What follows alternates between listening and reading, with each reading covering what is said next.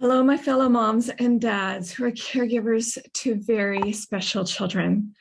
First and foremost, I want to celebrate each and every one of you for taking this time to yourselves to be inspired and to get some much needed rest. I know what it takes to physically and mentally step away from your children and do something for yourself. Respite is such an important step in our journeys, and I celebrate you all for being here and being a part of David's Refuge. My name is Brenda Blais Nesbitt. I am the founder and CEO of Coaching for Caregivers Canada. But most importantly, I am mom to my very special daughter, Nikki. Today, I want to talk to you about what I've learned over the past 28 years of caring for Nikki. But first, let me start by telling you a little bit about my journey with her. Nikki wasn't breathing when she was born, but despite the fact that her APGARs were very low, she had to be intubated and kept comatose for several days because of swelling on her brain and seizures, and that some nurses and residents were giving us grim prognoses. The neurologist thought she would get through it all without any issues. He ordered a CT scan on her 2-week birthday so that he could determine if his prognosis was correct. Sadly, it was not. She suffered global brain damage, and we were told that she would never be able to walk, talk, or feed herself. I debated on whether or not to get into the minute details here of what it takes, or what it was like, to see her for the first time, to hold her for the first time, to learn of her diagnosis and prognosis. But I know, even if our situations are different, that us parents have an unspoken ability to relate to each other. That our lives, as we knew it before our children's diagnoses, came to a sudden halt, and we had to figure out how to navigate a roller coaster of twists and turns and ups and downs with no end in sight to get off the ride. And I don't know about you, but I have never been a fan of roller coasters. Not at all. The last 28 years of seizures and endless doctor's appointments, countless hospital stays, and sadly, near-death experiences have left my head spinning. As parents of children with disabilities and complex needs, unfortunately, we're not equipped with a manual to prepare for or protect our children from the many surgeries and procedures and needles and pain and life-threatening critical illnesses that they have to endure. We all have to navigate our way through heart-wrenching grief and helplessness, watching our children go through what they have to go through and make decisions that no parent should ever have to make. I call this a vortex of negativity, and many of us don't even realize we are caught in the middle of it until something pivotal happens in our lives.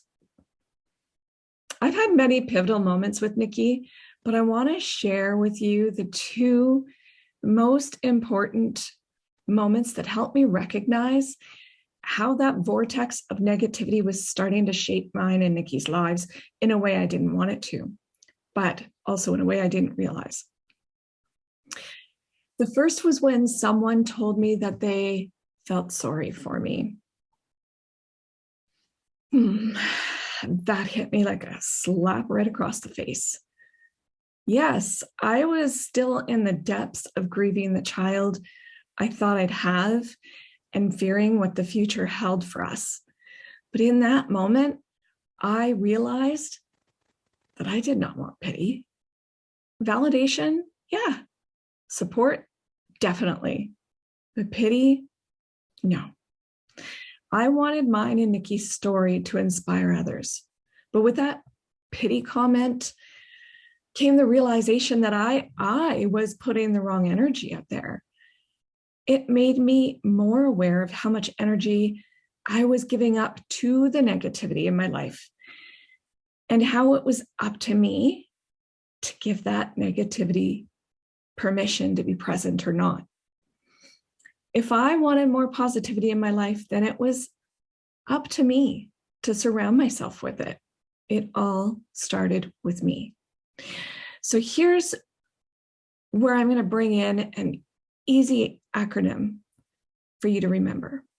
The acronym is appropriately called R.E.S.T. So the R in R.E.S.T stands for reframe. In order to bring in and exude more positive energy in our lives, it's important to reframe all that negativity.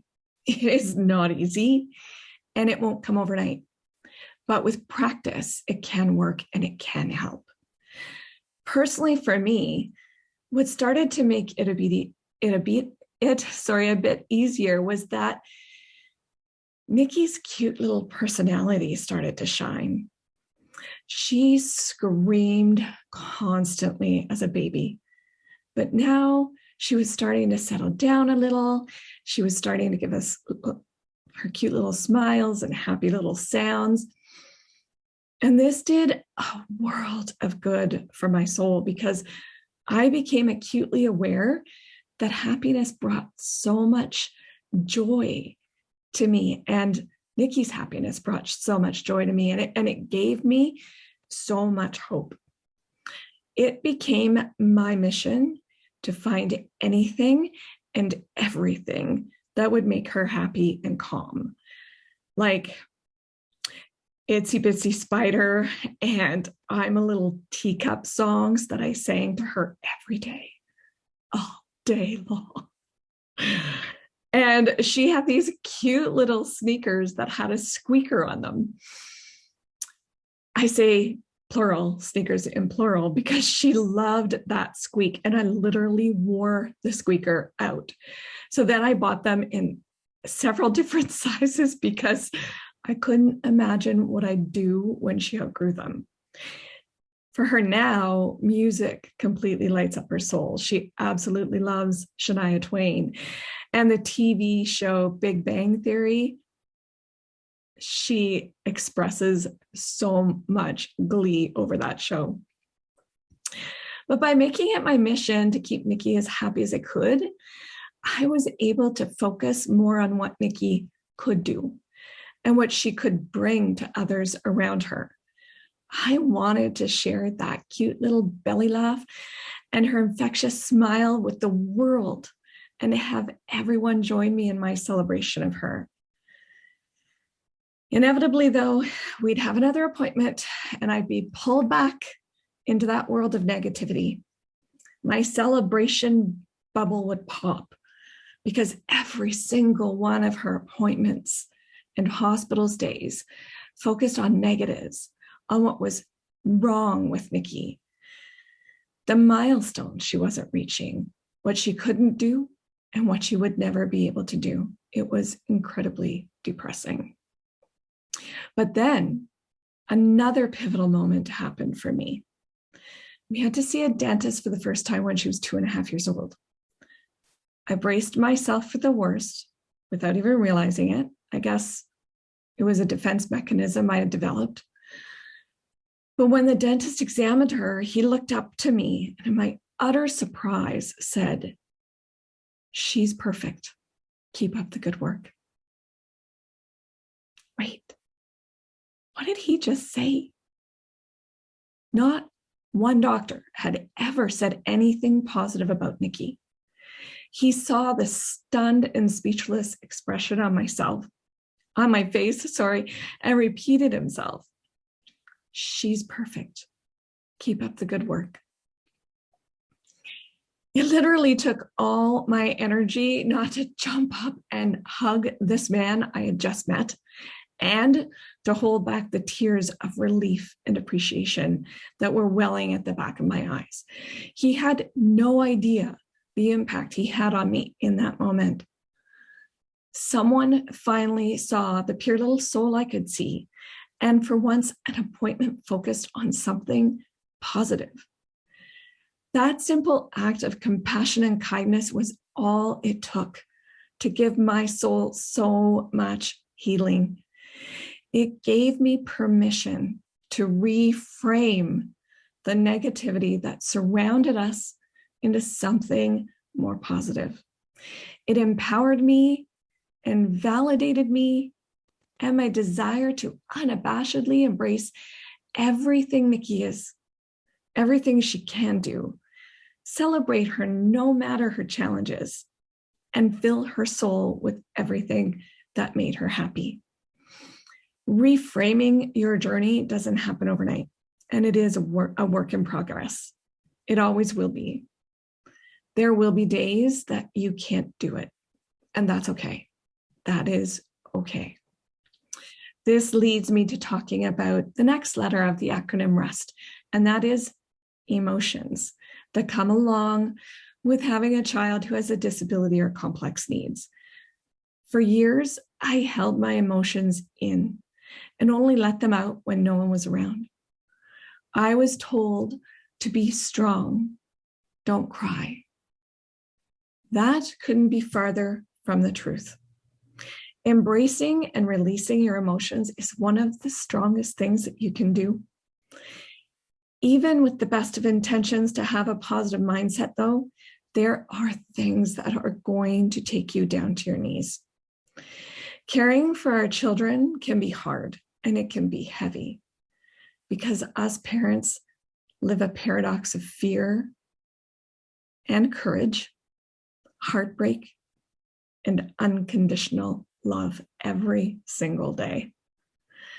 So how do we combat the negativity that surrounds us and get ourselves back to a space of positivity, gratitude, and fulfillment? We acknowledge and honor our feelings. We give ourselves the space and the grace to express our fears, our tears, and our emotions. Yes, it can feel vulnerable, but because of that, I didn't show my emotions for years. I'd wait until I was alone and then let them out.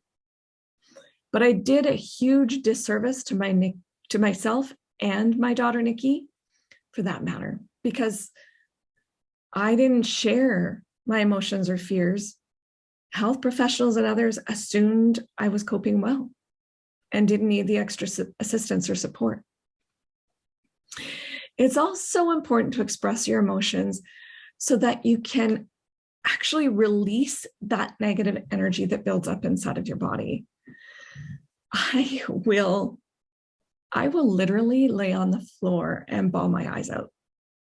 And once I'm done, I am able to pick myself up and move on. And I actually feel that release because releasing that energy is healing and it allows room to open up for positivity and blessings. It allows room to open up for growth. It might be messy, but feeling them and expressing them in healthy ways is a necessary step in being able to let them go. Just like snakes shed their skin to allow further growth and actually remove parasites or negative things, we as humans need to shed the negative and make room to bring in positive energy. And this is where the S in R.E.S.T comes in as well, because we need support of others in many forms, because with support, we are better able to cope. I have others in my circle that I can reach out to and lean on. They know my struggles authentically. They've experienced them with me. They know my process. I allow them into my world, and in return, they offer me space in their hearts. They give me validation, and they give me comfort and kindness. If you are struggling finding people in your life to do this with, I encourage you to reach out to a therapist or a caregiver coach. Also, reach out to other parents who are going through the same thing and be a support for each other. Another form of support that helps us cope is physical support with our children. I'm often asked, how do you do it all? And my response is, I don't do it all. I shouldn't even attempt to do it all. Us parents go nonstop, 24/7, don't we? On top of all of the direct care we provide our children, we also act as the doctors and the nurses and the PSWs and the rec therapists and the PTs and the OTs and the speech paths and the pharmacists and the HR recruiters and the supervisors and the finance department and the advocate, the health records keeper, the liaison to all those people. I could go on, but I know you get it. It's endless, isn't it? And it's simply not sustainable. In fact, what is expected of us unpaid caregivers would never be tolerated in the workforce, would it? Working and being on call 24/7 with no break, no holidays, sometimes not even being able to get a bathroom break, and oftentimes going without sleep. I recognized early on that I could not do it on my own, and I needed others in order to save my sanity. It's not easy to have people in my home all the time or to leave my daughter in someone else's hands, but it is something that greatly benefits you, your child, and your whole family. I can proudly say that I am blessed to have a great team of people who help me care for Nikki. As much as I might gripe sometimes about not having privacy in my home, I seriously couldn't survive without their help. Both Nikki and I have developed incredible relationships with those who support us, and our lives are so enriched with them in it. Support can also be found among families and friends, other caregiver parents, like I mentioned, online communities, and amazing organizations like David's Refuge. Take part in as much as you can, because not only does support help you out physically, it can also help lift your soul. And the more support you have in all aspects of your life, the better you will be able to cope. If I can offer you any advice from my 28 years of doing this with my daughter, it is to accept all the support you can. Let people into your life and into your child's life. And finally, the T. The T in R.E.S.T stands for time. Time for you, because you deserve it. You've heard the phrases, you can't run a car on an empty tank, or you wouldn't let your cell phone battery die. Protecting time for you is vital to your well-being. It doesn't matter if you get that time by arranging help in your home or by getting times for respite, like what David's Refuge offers. What matters is that you get the time to rest, recharge, reset, and just do something that makes you happy. This will allow you to fill your soul with positive energy. Your child and everyone around you will feel that and will greatly benefit from it. Raising and caring for Nikki has been the hardest thing I will ever do in my life, but it's also been the most rewarding. I have witnessed the most amazing miracles that I would not have appreciated if Nikki wasn't in my life. Through her courage, resilience, strength, and determination, she has allowed me to rediscover and shape who I am, what is really important in my life, and what my life and my purpose are all about. She's opened my world. She's brought so many cherished relationships that I wouldn't have had without her into it. And she's opened my life and my eyes to so much love, joy, empathy, and appreciation for others. They were right. Nikki can't talk, walk, or feed herself. But I choose to celebrate what Nikki can do instead of what she can't. She can't walk, but she can light up any room she enters and leave others' lives brighter than they've ever been. She can't talk, but her squeals of joy, her infectious smile, and her contagious little belly laugh dance around every room she's in and can touch others with immeasurable joy, light, and love, and leave them wanting more of her spirit and energy. She can't feed herself, but she can truly feed and inspire the souls of others. She's tiny, but she's bigger than life and has an incredibly powerful presence. And I am so incredibly proud of her. And I choose to celebrate her every chance I can get. So whatever you're struggling with in your lives, I want you to remember what we talked about today. Rest. Reframe those negative experiences. Let yourself feel and release your emotions. Find and lean on your support system. They want to help and they want to be there for you. And remember to give yourselves time to rest or enjoy the things that you enjoy and can re-energize your spirit. I hope that you gain so much from this whole conference and that you will leave feeling empowered with the possibilities that lay ahead for you, your children, and your families as a whole. I want to thank David's Refuge for seeing us and for appreciating us and for supporting us, for all they do for the families they support, and for inviting me to speak with you. I extend my heartfelt appreciation to each and every one of you for allowing me to enter your time and your space today. Thank you. You've got this, moms and dads.